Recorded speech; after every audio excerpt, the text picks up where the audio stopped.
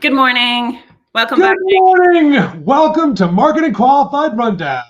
Reverse engineered Nick is back in the country, Yes. and I am fired up to talk about marketing with Miss Swedish Fish. How's it Oh, going? it's been like what, 2 weeks of us not doing this together? I know. I feel it's like it's like I'm not getting my fix. I So know, I know. This is again best part of the week to get online and just talk shit about marketing. so we're excited. This was I mean, obviously lots going on in the world, but this let's narrow it down to just it's all about us, and it's all about marketing. We want to talk about two things today. One, how to reverse engineer your competitor funnel, which sounds funny, but we'll explain it. And then two, let's talk about the bar. Where is the bar when it comes to marketing? Are you under the bar? Are you over the bar? We're low. Are you really low? We Are can you all really low? succeed if we just go a little bit up. Yeah. Yeah. Where's it going to be? So those Yeah. are the two things we're going to talk about today. Mhm. All right, let's jump into it. What the heck is reverse engineering your funnel? I What are mean, you it going to do? it it is what it sounds like. You go backwards. Like, you try to figure out what someone else, in this case, a competitor, what they are doing that's working and what's not working. And then you're not trying to copy that, For sure. Yeah, but and you this use is that to we've actually done this internally ourselves. We've Mhm. done this with clients of ours. So let's walk through the steps. There's a couple of different, very clear tactical steps that you guys can look at the newsletter and see. But we'll hit them. The first step in this is understanding the ads, right? Yeah, if they're doing paid What are they media. running?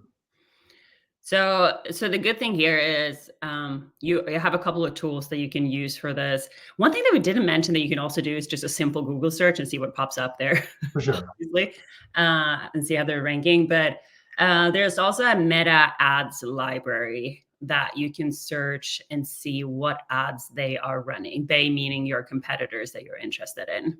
Yep. I think there's the meta ads library, there's the transparency site on Google. Google, yeah. The key is really look and see what type of creative they're doing. So I think a lot of people assume creative is just the pictures, but the creative is the messaging, Mhm. it's the placement, it's the copy, it's everything about that ad. You want to understand also time. How long has that Yeah. ad been running? Because the assumption is if an ad's running for months, they're probably doing pretty well in it, or else They it must wouldn't be be doing running. good. Yeah, definitely pay it. That would be my key takeaway there. So, and even if you don't think the messaging is good, but Right. if it's a long-term investment on that ad, obviously something is working or they wouldn't be spending money on it. For sure. All right. So that's number one thing to try. What's the next step? Click and enter their funnel. Use maybe not your business email, but use a email. If an email, like I have a spam email, I'm Yeah. sure you do too. Yeah. Just sign up. Like, convert and see what happens. What kind of emails do you get? What is the frequency? What is the messaging? How are they positioning whatever follow up to you if it was a download, or any ad? Yeah. We actually do this to our current clients and prospects too, just to test to see what it is before we talk to them. So we have a good context of what they're really doing and not doing. Because a lot of people assume the flow is working versus when you start putting it into the form fills and then you're like, it went to my junk folder, or I don't get anything for weeks, or there's just a massive gaps. Like you can learn a lot from entering their funnel and seeing what's really happening, what type of content they're producing. I love doing that when someone's telling me, like, "Oh, we already have a newsletter."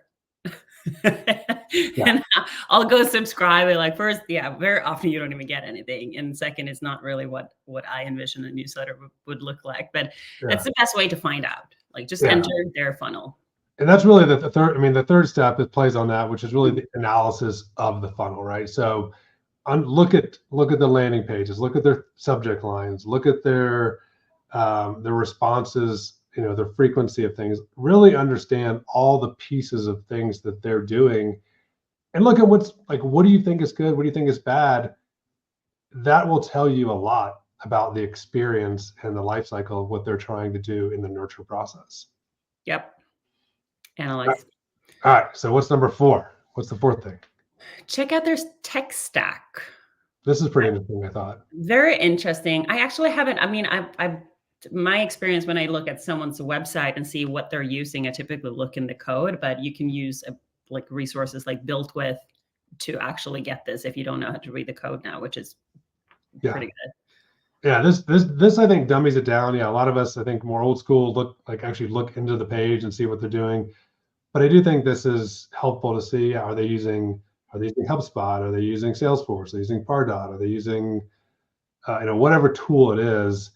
That also gives you insight into their investment in marketing too. Like how much money that they're spending and what type of analytics they have versus what you may have as their competitor. That kind of is a lead in for the next one, which is check out the analytics. Yeah, always important.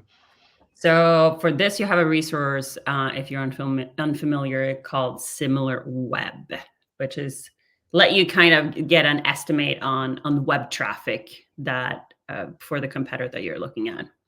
Yeah, this one's a good one. And I think especially if you're in a niche business, this is super helpful, whether you're niche geographically, niche, in a vertical or certain type of thing. You can understanding traffic patterns and interest. You can also do, I do Google Trends a lot. I'm looking to see, is a topic trending or what's that detail? So when you think about analytics, we're giving you one example of SimilarWeb, but you can look at other places, whether it be, just other tools that are out there to try to gain knowledge of what's happening. Yeah, and a lot of the tools, I don't know about SimilarWeb, but they're free, right? The basic. And you can get trial accounts and stuff. Yeah, the trial and the basic, sometimes free or very like small investment to get a better understanding. What's next on the list? SEO, which SEO is one of those things that, SEMrush obviously has been around forever, and they're I think the true kind of I feel like they're the benchmark of SEO analytics, but a lot of those you do have to pay for, but it's trying to understand ranking of keywords, what's going on. So trying to understand the details of we've gone through all these processes, you're getting this analytics. The last step is really from an SEO perspective, what's happening. So then once you have that, that's 6 steps to get a lot of information, what do you got to do next? Pull it all together. I hope you documented this now. And I would throw this into like a ChatGPT or whatever AI tool that you use, like put all the notes together and then start analyzing the data you've collected.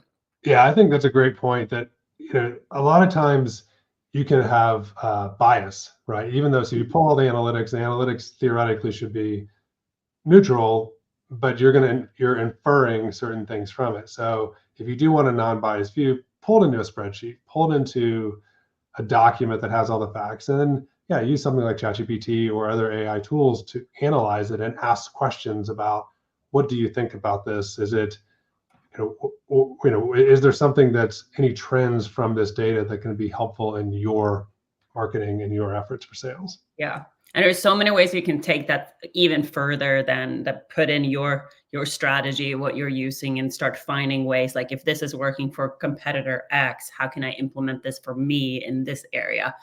Yeah.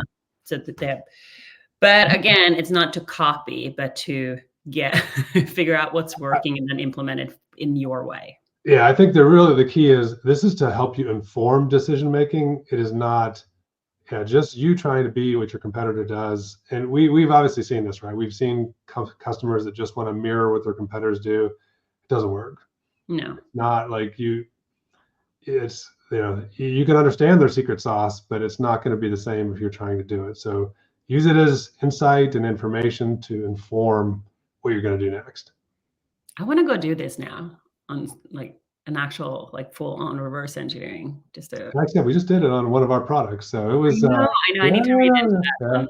Well, it's fun. It is actually an interesting experiment to do, because it also, in some ways, it can be very humbling. You have to be able to say, "Hey." So. All right. Right. Okay. Let's talk about what not to do. Yeah. So I think, we joke about this all the time, that B2B marketing is behind B2C marketing. And we joked about like the bar is low. B2B marketing typically is not as good. I'm just like laughing at this list because there's so many points on this list that I feel like we're in contact with every day. Every day. Every day. Yeah, this is a lot of the work. This is a lot of things that I think people in B2B marketing do. Mhm. Our recommendation is don't do these things. This is the things when you're thinking about a strategy, you're thinking about go to market, you're thinking about execution. These, like when you look at your plan, go back to this list and say, hey, am I shamelessly copying the competition? Am I throwing out some random number with no evidence to back it up? Am I, focusing on the task versus the strategy? Like these are things to consider it our version of a gut check. Yeah. So use this, what did you call it earlier? The punch list. Yeah. Like when you're just check yourself. It's not necessarily giving you all the details on how, but definitely the details on what to avoid and then what you should be focusing on. Yeah. This is your, like, if you're doing this, you've just fallen into the trap.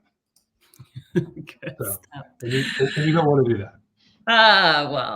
Well, Nick, that was it. We did Okay. it. One and two. Wait. Wait. What is this guy called again? Tom from Tom and Jerry. Oh, that's right. Oh, well, it's Tom. You don't have Tom and Jerry in Sweden? Yes, we do. That's yeah, it's Tom. Tom Mojäder. Slightly different pronunciation, but Tom Mojäder. Okay.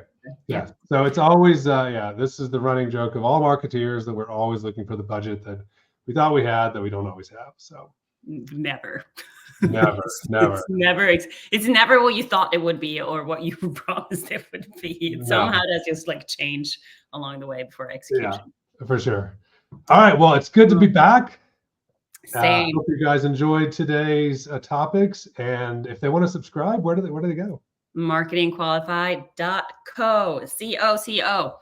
And if you haven't yet checked out our new newsletter, Partner Science, you should. partnerscience.tech will give you a little behavioral twist on how to grow partnerships in really any partnership, but most on the channel. Yeah. I mean, marketing partnerships go together like peanut butter and jelly. Yes, it does. Well, Nick, glad to have you back. And thank you all. See you next week. Friday weekend. Bye.